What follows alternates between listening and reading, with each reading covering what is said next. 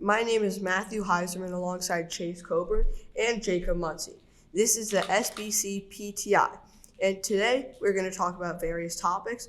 The first one being, who is the Cy Young candidate to win in the AL right now in baseball? Chase, we'll start with you. Well, I think the obvious answer, we're in Baltimore here, and I think the obvious answer has to be Corbin Burnes. I mean, he's previously won a Cy Young. He's led the league in ERA and strikeouts and whip before. I mean, this is a guy who's been consistently one of the best pitchers in baseball. He's about to make his fourth straight All-Star team, and when you look at a consistency standpoint, he's second in the entire MLB in complete games. That's second in the American League as well, and he's really been the clear ace on one of the best teams in baseball. So I think Corbin Burnes has to be the leading candidate right now. Chase, you make a great point there. Jacob, who do you have?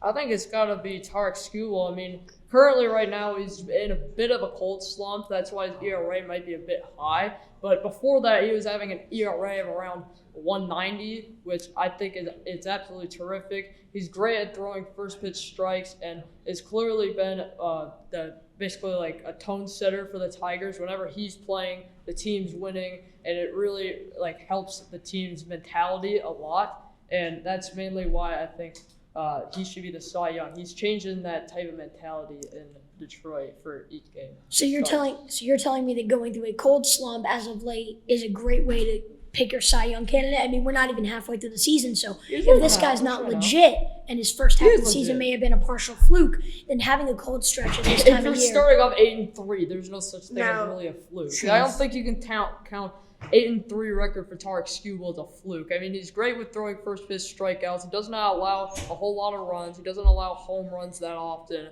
And I just don't know. He's just a great pitcher, and I think he's right now the AL Cy Young leader. Now, Chase, an obvious point is that the Tigers don't have quite as good as a record as the Orioles do. So how do you think that may affect Tarek Skubal as a pitcher? Well, I think multiple things. Number one, Corbin Burnes is not able to pitch with Adley Rutschman as his catcher a lot, which is a huge deal, as Adley is one of the better fielding catchers in all of baseball. And that is because Adley has to use his energy to kind of help out the Orioles' little short or top-heavy pitching rotation, especially with all the injuries. So Corbin Burnes has had to work with James McCann, not exactly an ideal situation, yet he's made it work. And you mentioned the 8 wins. Wins is really not a great argument here, especially as Matthew just mentioned, with the Tigers not having a ton of wins. I think wins is an overrated stat in baseball. I think there are so many more things you have to look at because wins is too reliant on the rest of your team. So if you look at the whip, if you look at the quality starts, which I think is a huge deal, your ability to have length and yet still not show too much inconsistency. Corbin Burnes is in the top of those categories ahead of Tarek Skubal. So I think when you look at that and you consider all of those things, Corbin Burnes has to be the leading candidate. We're talking about all that stats about whip. Actually, Tarek Skubal has a lower whip. He has more strikeouts, less walks, less hits allowed than Corbin Burnes, less home runs allowed, less just total runs allowed, and a lower opponent batting average, which really, really helps, at least my case, in general. He's just an overall great pitcher. He doesn't allow people to get on base that often. And you're talking about him not using Adley Rutschman. I mean, Tarek Skubal is using Jake Rogers and Carson Kelly. I mean, I get it. They're at least decent catchers, but you're talking about him using Adley Rutschman. I don't exactly know who the second catcher on the Orioles is, but I'd assume that he's probably better than Jake Rogers and Carson Kelly. Not sure. James McCann has been a disaster this year, but that's besides the point. You look at Corbin Burnes this year, 2.35 ERA in almost 100 innings of work. I mean, he's pitched more innings, meaning he's more consistent and has more quality starts. Give me a break, but I think we got to move on. So now, past baseball, let's move on to another topic. The NFL season is going to start sooner than later, and the Chiefs have won back-to-back Super Bowls. Chase, do you think they're going to make it 3 in a row? I don't know if they're going to make it 3 in a row, but I think going into the season, as much as I hate to say it as a Ravens fan, you have to put the Chiefs as the favorite because there's been something new every year. One year you lose Tyreek Hill. The next year you really don't have any receiving core. I understand the season that they did lose the Jerry Sneed, which will be a huge loss for their defense. But overall, clearly losing, Eric Bieniemy was another one. They thought losing him was going to impact the team's success. it hasn't impacted anything. If you have Mahomes, if you have Kelsey, and you have Andy Reid, things are going to go well. And when you look at in an AFC right now that has a Baltimore team that has not been able to win, a Buffalo team that regressed significantly, and a Cincinnati team that is banged up and has regressed since they took down the Chiefs just a few years ago, I think the Chiefs have to be the favorite. And whether they do it or not, I think they have the best chance to three-peat. Jacob, who do you have?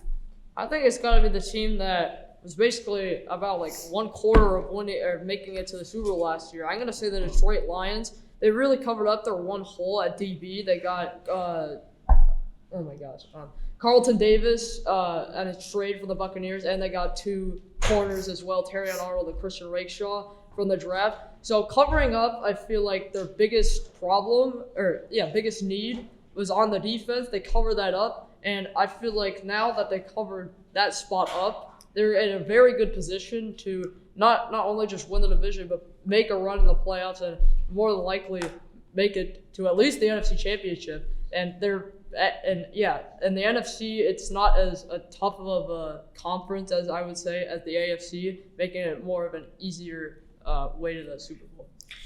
I actually have a better question. Are the Lions the favorite to win their division? Because as of right now, I think the Green Bay Packers improvements are tremendous. The Chicago Bears improved tremendously. So I think it's going to be harder for the Lions to get a higher seed, considering their division has significantly improved. And now that we're talking about quarterbacks, I think you mentioned Jared Goff in that statement. We're talking about Patrick Mahomes here compared to Jared Goff, and Patrick Mahomes' ability to take over the game on his own kind of makes him different than everyone else, right? Jared Goff is a good quarterback, but he needs weapons around him. No matter what happens, through injuries, through inconsistencies, Patrick Mahomes finds a way to make it work, make it happen. And I do not have that trust in Jared Goff, who had many games like against Baltimore or against Green Bay last year where he really did not play his greatest football. And so you also have to look at Dan Campbell. I like his risky coaching, but that was part of the reason why they didn't go to the Super Bowl last year. So they just have many more questions to me. And I just think Kansas City, you have to go with the team that has not only been there the past 2 seasons, but has won the past 2 seasons. The Lions have made 1 NFC championship in the last 30 years. I'm not ready to buy them into the real Super Bowl contention. So I'm not comparing the Cowboys. With that, we're going to have to wrap it up. I'm Matthew Heisman. This is Jacob Muncie alongside Chase Coburn. That is the SBC PTI, and we'll see you next time. Have a good afternoon.